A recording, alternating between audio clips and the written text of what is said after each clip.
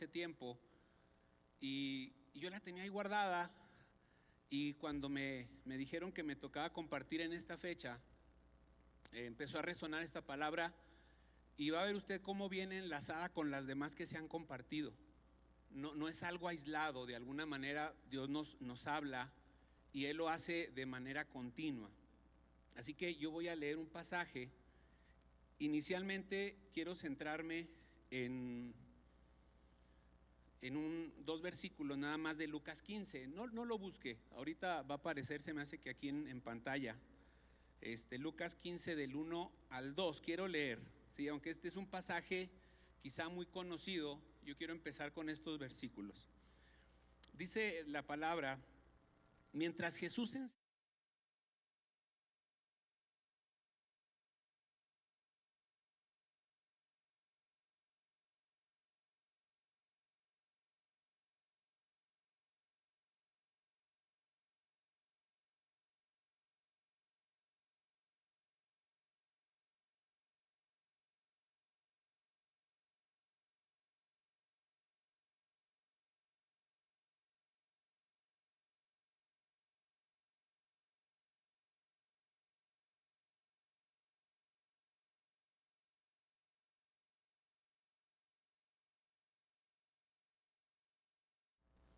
yo quiero preguntarle, ¿alguna vez usted etiquetó a alguien sin conocerlo? Sí, ¿verdad? Vemos a alguien y sin conocerlo decimos: esta persona es de esta manera, es así, actúa así, y nos hacemos una idea de cómo es esa persona según lo que nosotros vemos, porque no lo conocemos. Y muchas veces ni siquiera nos damos el tiempo de conocer a esa persona, porque ya le pusimos una etiqueta y para nosotros es una persona no grata, como este caso para los fariseos había una serie de personas no gratas, y entonces muchas veces ni nos damos el tiempo de siquiera acercarnos para conocer a esas personas. Y a lo mejor usted me va a decir: oye, pero pues es que es de lo más común. Bueno, puede ser de lo más común y eso no significa que esté bien.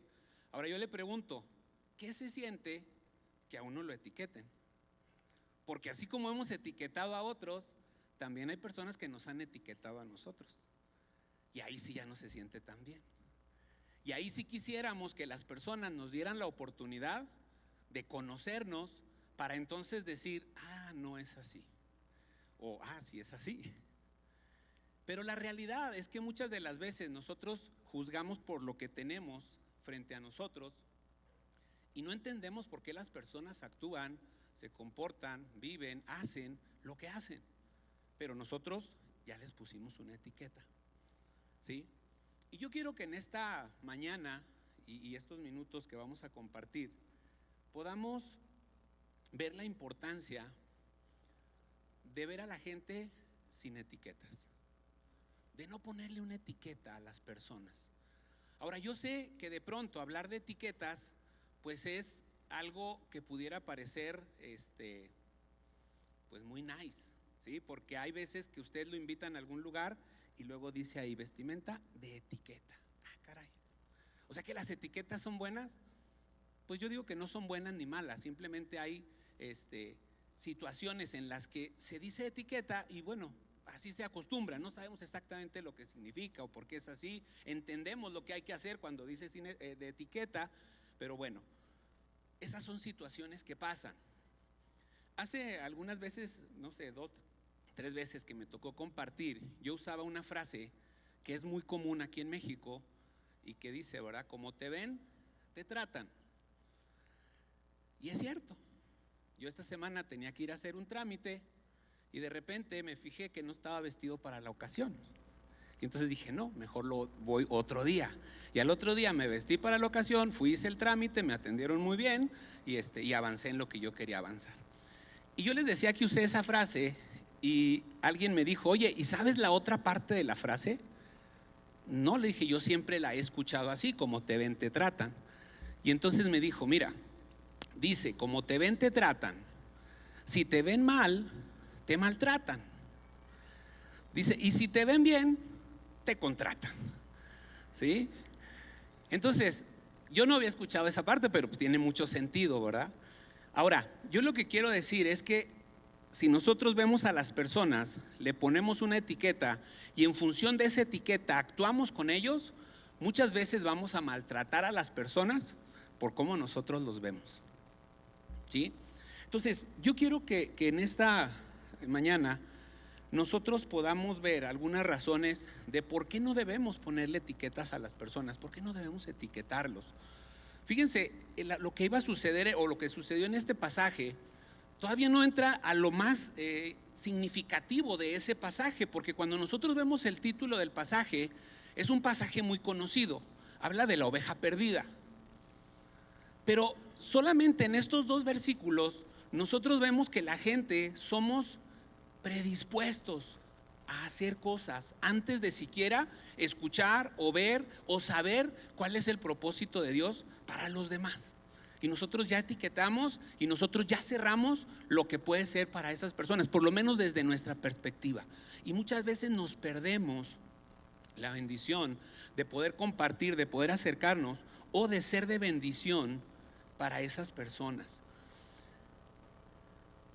Miren, nosotros no debemos etiquetar a los demás, les decía yo, por varias razones. Y en primer lugar es porque esas personas son iguales que nosotros. Su valor está en lo que ellos son personas, ¿sí? Y ellos tienen el mismo valor que tenemos nosotros, porque la Biblia dice que Jesús murió también por ellos. Los fariseos y los maestros de la ley etiquetaron a los cobradores de impuestos y a otras personas que dice ahí en los versículos, ellos consideraban de mala fama. Pero Jesús también iba a morir por ellos. Jesús también había venido a salvarlos a ellos. Y entonces, fíjese lo que dice la palabra en primera de Juan 2:2. Dice, Dios perdona nuestros pecados y los de todo el mundo. Los de todo el mundo. No importa cómo sea o cómo creamos que sea esa persona. Porque le digo, a veces ni siquiera nos damos la oportunidad de acercarnos y conocerlo. Y simplemente decimos, no, esta persona es tan mala que no tiene perdón de Dios. ¿Y quiénes somos nosotros para decidir a quién Dios sí puede perdonar y a quién Dios no puede perdonar? ¿Quiénes somos nosotros para decir, esta persona ni siquiera me va a escuchar? Eso no lo sabemos. Eso no lo sabemos, pero a veces ponemos esa etiqueta, ponemos esa barrera y ya no nos acercamos a ellos. Pero ellos tienen un valor por ser personas, porque la sangre de Jesús también fue derramada por ellos. Y nosotros a veces les negamos la oportunidad de que ellos puedan escuchar el mensaje de salvación. Ahora nosotros quizá podemos pensar, no, es que yo no me puedo acercar a esas personas porque yo ya vivo de una manera diferente. Bueno, tú vives y yo vivo de una manera diferente porque Cristo vino a nuestra vida. Pero ¿cómo estábamos nosotros antes de conocer a Jesús? ¿Cómo era nuestra vida antes de que Dios viniera e hiciera una obra de salvación en nosotros? Nosotros estábamos igual o peor que ellos. Dice la Biblia ahí en Efesios 2:12, en esos tiempos ustedes vivían apartados de Cristo, no se les permitía ser ciudadanos de Israel y no conocían las promesas del pacto que Dios había hecho con ellos. Así como esa gente está alejada de Dios, nosotros en algún tiempo lo estuvimos. ¿Por qué venimos al conocimiento de Dios? No porque nosotros seamos mejores que ellos, sino porque Dios tenía un plan para nuestra vida. Y cuando hubo alguien que se acercó a compartirnos la palabra, nosotros reaccionamos de manera positiva. Ahora, esto es diferente para cada uno. Hay quienes lo hicieron a la primera, hay quienes tardaron un tiempo en hacerlo. Hay quienes escuchaban, oían, pero no escuchaban. Dice la Biblia, ¿verdad? Hay quienes tienen oídos y no oyen.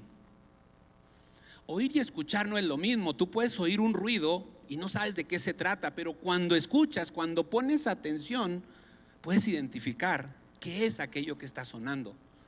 Esa es una diferencia entre oír y escuchar. Ahora, nosotros estábamos alejados de las promesas de Dios. Nosotros vivíamos nuestra vida de manera desordenada, de manera distraída quizá. Y cuando mucha gente es confrontada con la situación, empieza a justificar su manera de vivir. Y a lo mejor nosotros éramos de esas personas que dicen: oye, pero es que yo no era tan malo. Cuando yo no era cristiano, no era tan malo. ¿De acuerdo a qué? ¿O según quién? La realidad es que si no tienes a Cristo en tu vida, estás perdido. Seas bueno o no seas tan bueno, seas malo o no seas tan malo. Y cuando yo estaba alejado de Dios, estaba perdido, aunque yo creía que me portaba bien. Aunque cuando yo evaluaba y decía: mira, aquel sí es malo, yo no. Eso lo decía yo. Pero a la luz de la palabra es: por cuanto todos pecaron. ¿Sí? Entonces, ellos están alejados de las promesas de Dios porque no ha habido alguien que les comparta. Porque por cómo se ven o por cómo actúan, hay mucha gente que pone una barrera y no se acerca con ellos. Y aquí hay que romper ese tipo de barreras. Esas barreras que nos dicen que existe una vida espiritual y una vida secular. Que nosotros tenemos que juntarnos con puros cristianos para no hacernos como los malos. Bueno, y entonces, ¿quién les va a compartir a los que consideramos malos? ¿Quién va a influir en la vida de esas personas si nadie de los buenos se junta con ellos? Si nadie de los buenos se acerca a ellos, si nadie les presta atención. Nosotros tenemos que entender que esas personas necesitan conocer de Dios porque ellos están lejos de Dios, como lo estábamos nosotros. Entonces tienen el mismo valor que tenemos nosotros.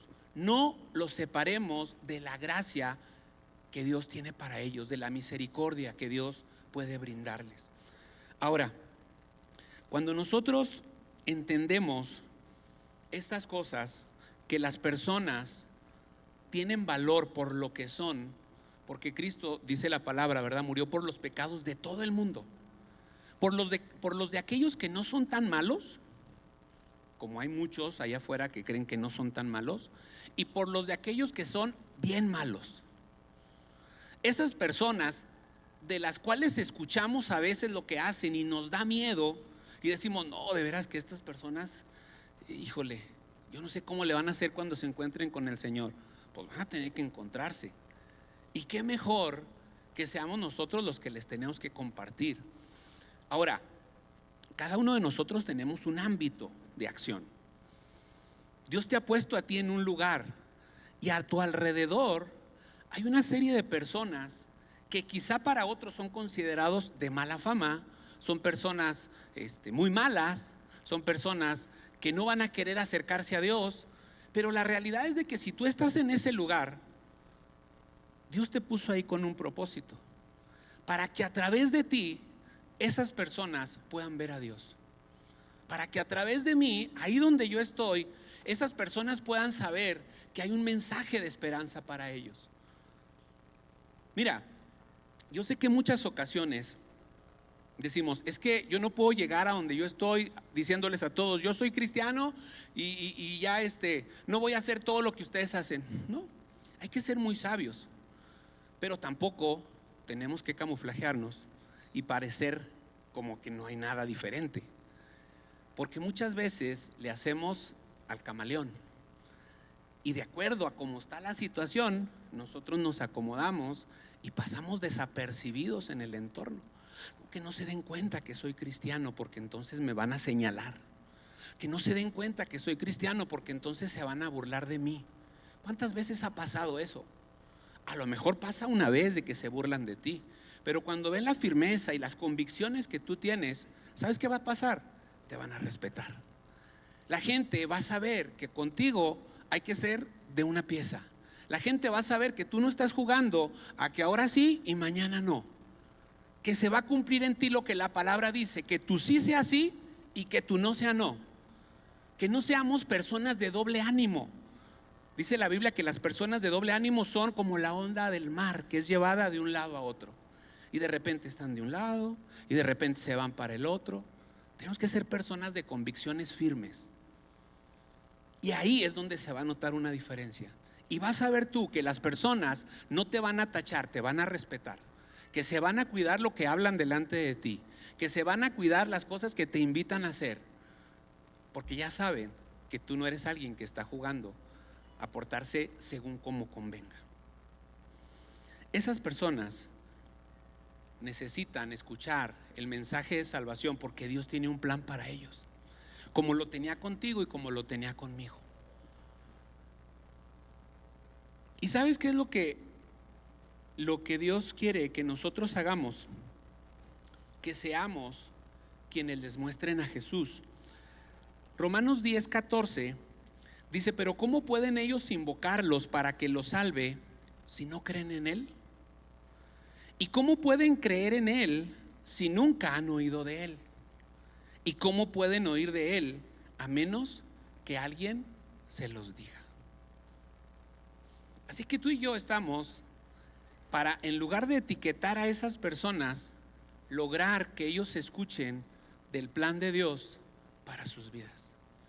Que ellos sepan que hay algo especial para ellos, porque Dios nos ama a todos por igual. Dios no tiene favoritos. Aunque a veces tú creas que eres el favorito, yo también lo creo, pero no es cierto.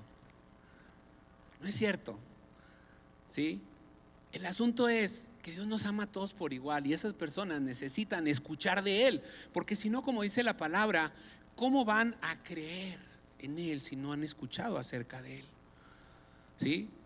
Y es ahí donde nosotros tenemos una responsabilidad, que ellos oigan la palabra y que crean en Jesús. Ahora mira, hay muchas maneras y tú tienes que ser sabio para ver cómo compartirle a las personas.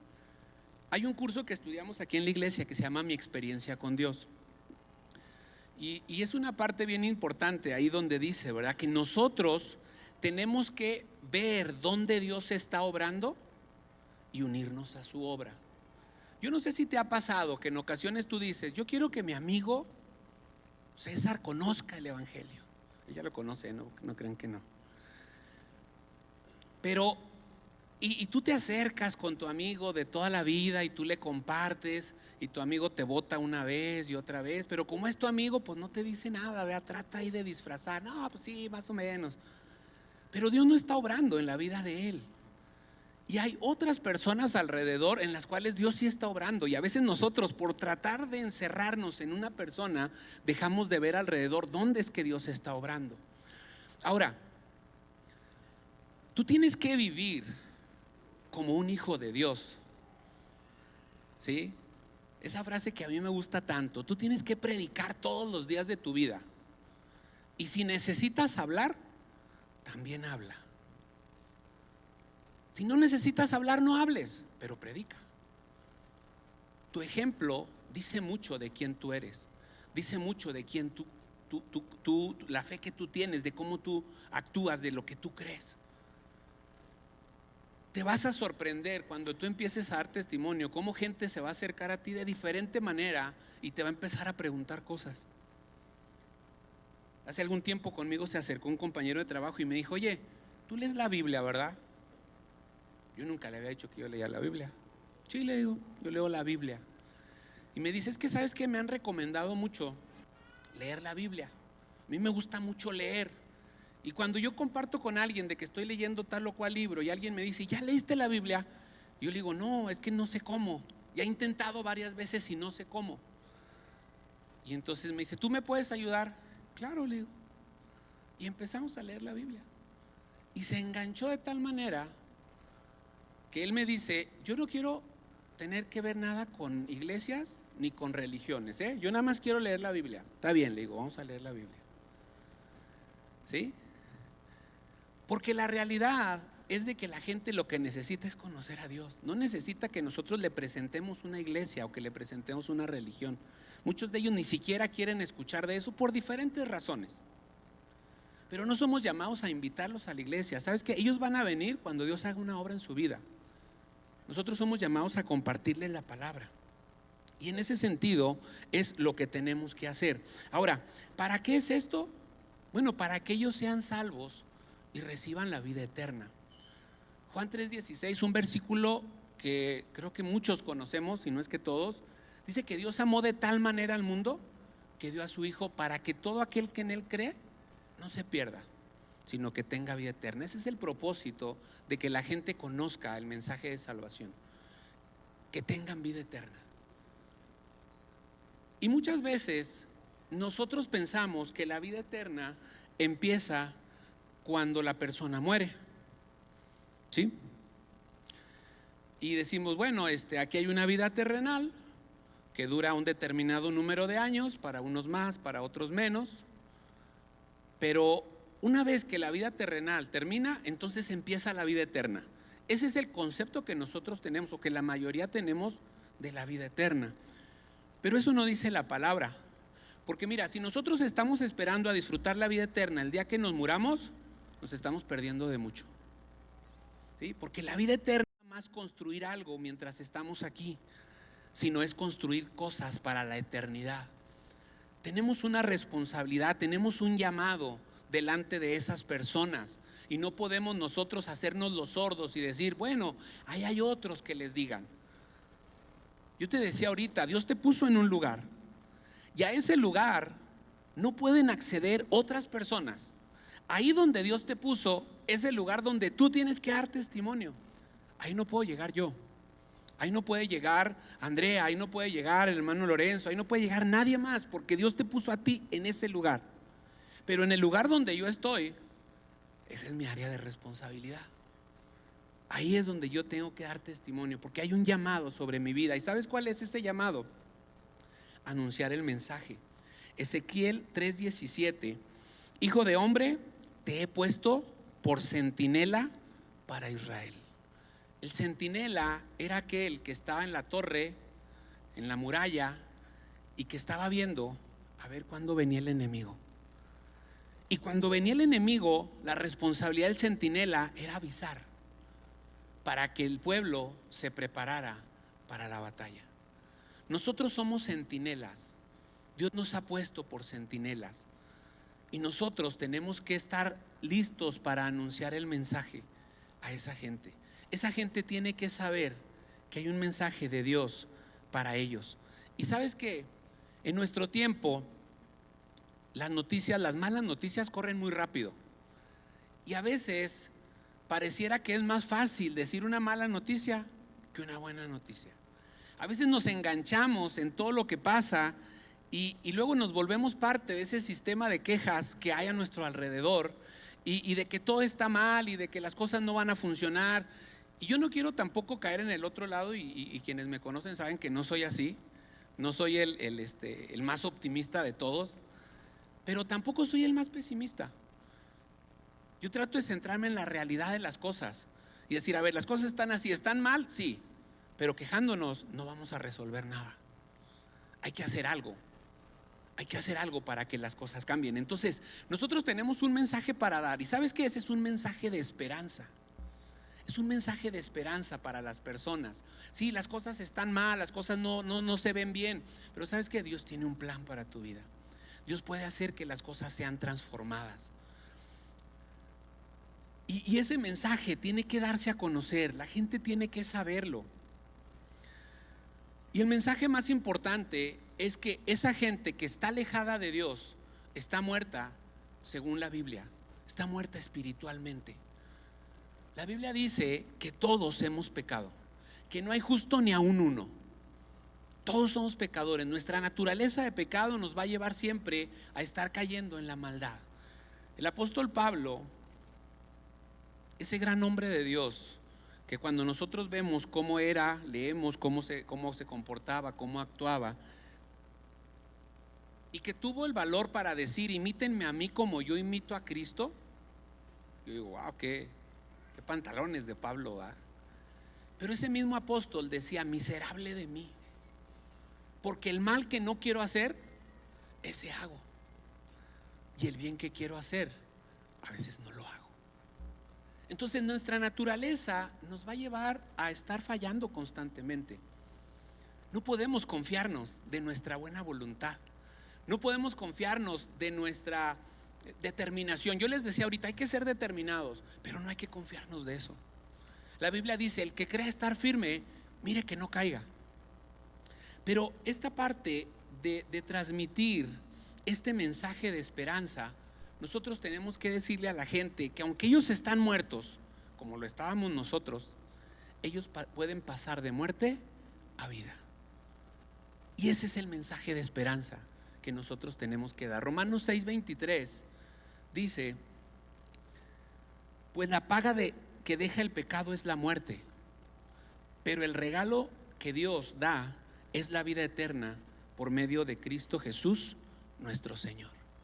Todos merecemos morir, pero Dios nos da un regalo, y ese regalo es la vida eterna, ¿sí? Y ese es el mensaje de esperanza que nosotros tenemos que transmitir a las personas. Muchas veces nosotros decimos: bueno, pero es que yo no soy llamado a predicarle a los demás. La gran comisión que Jesús dejó es para todos: ir por todo el mundo y predicar el evangelio. Hay quienes dejan su lugar de origen y se van a otras partes del mundo, pero hay quienes tenemos que hacerlo desde nuestro lugar de origen. Comenzar en nuestra Jerusalén, Judea, Samaria, y si Dios nos lleva a llegar a lo último de la tierra, es decisión de Él. Pero todos, sin excepción, tenemos que compartir el mensaje de salvación. Y ese mensaje, como decíamos, es que la gente conozca a Jesús para que pase de muerte a vida eterna. Y tú me puedes decir: bueno, está bien, ya entendí que soy llamado a hacer eso, pero la gente no quiere escuchar. ¿Y ya le hablaste? No, pero es que no me va a escuchar. Por eso, pero ¿ya lo intentaste? ¿Ya te acercaste a algo? Porque mira, Dios sabe que la gente es dura de corazón. Dios lo sabe. Jesús caminó aquí en la tierra y Él sabía cómo era la gente, y sigue siendo, ¿sí? Nosotros tenemos una responsabilidad, pero no podemos evadir nuestra responsabilidad por lo que pensamos que las personas van a hacer o no van a hacer. Nosotros tenemos que cumplir la parte que nos toca. Y ahí mismo en Ezequiel nos dice: si yo les aviso a ustedes que los perversos están bajo pena de muerte y ustedes no les dan la advertencia, dice, ellos morirán por sus pecados y yo los haré responsables de su muerte. Y no quiero asustar a nadie, pero eso aplica para todos. Todos aquellos que hemos conocido a Dios sabemos que tenemos un mensaje que dar, y si no lo hacemos, y si la gente no conoce a Dios y no se arrepiente de sus pecados, dice la Biblia que esa gente va a morir por sus pecados, pero que Dios nos va a hacer responsable a nosotros de la vida de esas personas.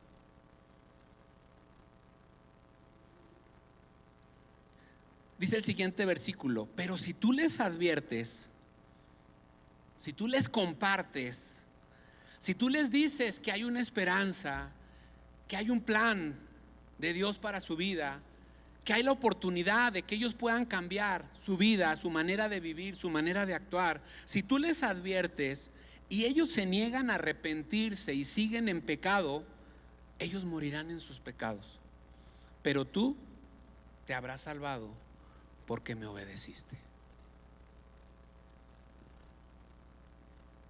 No podemos hacernos los sordos y decir: bueno, es que todavía no estoy preparado. ¿Sabes que Dios nos llama a ser testigos? Dice Hechos 1:8: recibiréis poder y me seréis testigos. ¿Cómo recibiréis poder? Cuando el Espíritu Santo venga sobre tu vida.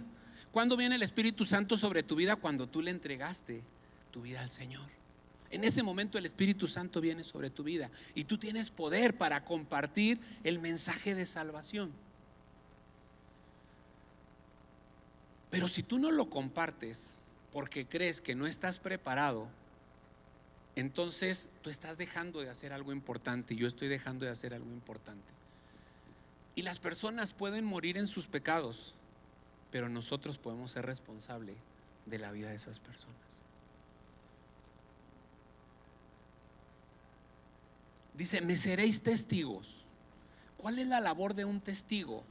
Decir lo que vio, decir lo que presenció, en lo cual él estuvo presente. Esa es la labor de un testigo. Y cuando tú vas a ser testigo de lo que Dios ha hecho en tu vida, tú nada más le tienes que decir a la gente lo que Dios hizo en ti, nada más.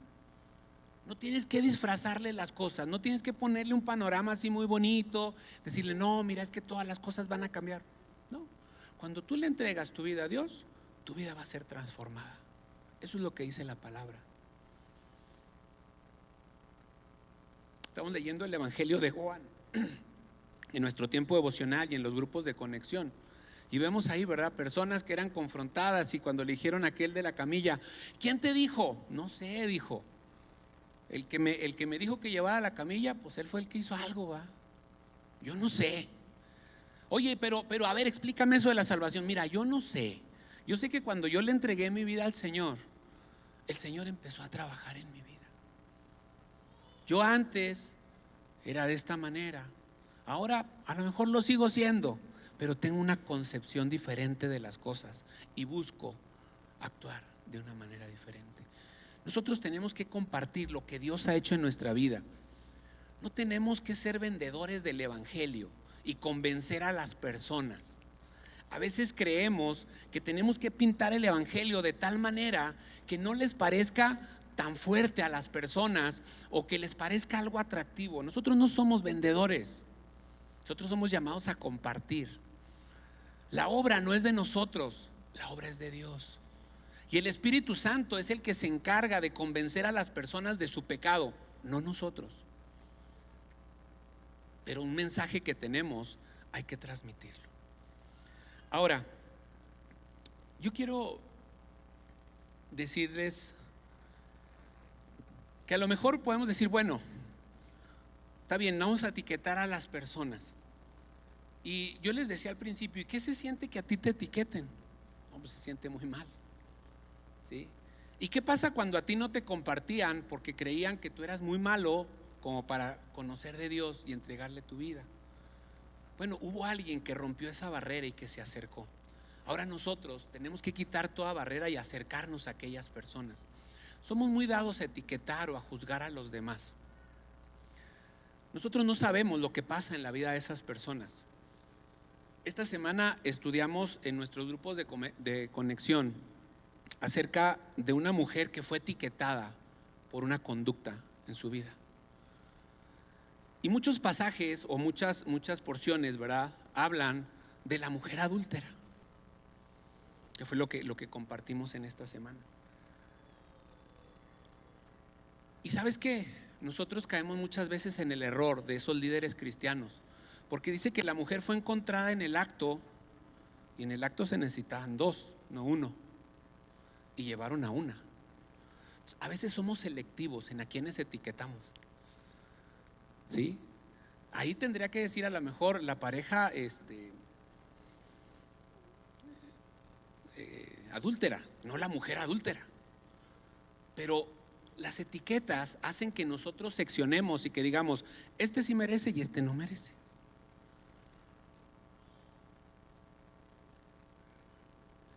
Y cuando esta mujer se encuentra con Jesús, entonces Jesús hace, ¿verdad?, aquella acción donde les dice a los líderes, pues el que esté libre de pecado, arroje la primera piedra. Jesús se pone a escribir, bien tranquilo Jesús, no se enganchó con lo que aquellos líderes querían. Y entonces cuando todos se van, Jesús le dice a la mujer, ¿qué pasó? ¿Ninguno te condenó? Ninguno, Señor. Y Jesús le dice, yo tampoco te condeno. Hay una gran diferencia entre no condenar a alguien de parte de Dios, porque Dios no condena a nadie, y perdonar a alguien. Ese pasaje no dice que la mujer haya pedido perdón. Tú me puedes decir, bueno, pero es que los comentarios, sí, hay muchos comentarios, hay muchas cosas, pero el pasaje no dice que la mujer haya pedido perdón. Jesús no la condenó. Y muchas veces nosotros queremos vivir bajo la misericordia de que Dios no nos condena. Pero ¿sabes qué? Nosotros tenemos que arrepentirnos y tenemos que pedirle perdón a Dios. Y quizá hay entre nosotros gente, personas que dicen, oye, pues sí, yo vengo a la iglesia porque pues siento culpa por lo que hago y yo vengo como para sentirme un poquito mejor, pero nunca le he pedido perdón a Dios. Dios no nos condena, pero Él quiere perdonarnos. Hay una diferencia muy grande, porque cuando el perdón de Dios llega a nuestra vida, las cargas se van, la culpa se va, Nosotros no sabemos qué pasó luego con esta mujer. No hay registros en la Biblia de qué pasó con ella. En otras ocasiones, como al paralítico, cuando Jesús lo sanó, le dijo: vete, no peques más para que no te venga algo mayor, para que no te venga un mal mayor. Aquí no dice nada más, no sabemos. Pero hay una realidad: necesitamos arrepentirnos y pedirle perdón a Dios por las cosas que hemos hecho mal, por el pecado. Muchas veces queremos suavizar las cosas y decimos: es que me equivoqué. Es pecado. Es que le fallé a Dios. Sí, y es pecado. Porque la Biblia dice que pecado es errar al blanco. Pecado es fallarle a Dios. Solo que a veces nosotros queremos suavizar las cosas, y entonces, para no vernos tan malos, es que le fallé a Dios. Sí, es pecado y pídele perdón. Si no, no hay manera. No hay manera de que tú puedas liberarte de esa carga y de que yo pueda liberarme de esa carga. Entonces, este pasaje de Lucas 15, si leemos más adelante, habla de la historia de aquella oveja perdida. Y no puedo llegar a este pasaje sin hablar de lo que Dios está dispuesto a hacer con la oveja perdida. Ahora, él usa una parábola y dice: ¿cuántos de ustedes no harían esto? Si tienen una oveja que se perdió, dice, no dejan las otras y van a buscar aquella que se perdió. Entonces, a lo mejor tú dices: ¿sabes qué? Pues yo soy esa oveja perdida. Yo soy esa oveja perdida porque me alejé de Dios, porque no quise seguir el camino que Él me mostró, porque quise vivir mucho tiempo a mi modo. Sí, vengo a la iglesia, sí, he escuchado lo que Dios hace, pero la realidad es que yo he tomado el control de mi vida y he hecho lo que yo quiero. ¿Sabes qué? Para reconocer eso se necesita mucho valor. Y ese es el primer paso para poder pedirle perdón a Dios y para poder entrar realmente en una relación con Él, donde nuestra vida sea transparente delante de Dios y donde Dios perdone todas nuestras fallas. Pero eso se necesita que haya una convicción. Mira, la oveja perdida no se va a encontrar sola. No va a tomar conciencia sola y va a decir: ando perdida. Dice el pasaje ahí en Lucas 15, dice que el pastor sale y va a buscarla. ¿Sí? Y Dios en esta mañana te está diciendo a ti que Él no quiere que tú sigas perdido, que Él no quiere que tú sigas viviendo a tu modo, que Él tiene un plan para tu vida y que Él quiere que tu vida se alinee a los propósitos de Dios, para que entonces Él pueda ser el Señor de tu vida y pueda ser tu pastor. Y el Salmo 23 dice: el Señor es mi pastor y nada me faltará. Cuando Dios es quien señorea nuestra vida, quien pastorea nuestra vida, quien guía nuestra vida está segura en Él. Van a venir tiempos complicados, porque el mismo Salmo así lo dice. A veces queremos nada más quedarnos con el versículo 1 del Salmo 23, donde dice que nada me faltará. Y qué bonito es vivir de manera romántica. Pero dice más adelante: aunque ande en valle de sombra de muerte, no temeré mal alguno, porque tú estarás conmigo. No dice que no van a venir esos tiempos difíciles. No dice que no va a haber sufrimiento. Dice que aunque pasemos por esos momentos, Dios va a estar con nosotros. Y esa es la gran diferencia de cuando hemos entregado nuestra vida al Señor y cuando no lo hemos hecho. De cuando dejamos que Él gobierne nuestra vida y cuando queremos gobernarla nosotros y vivir a nuestra manera.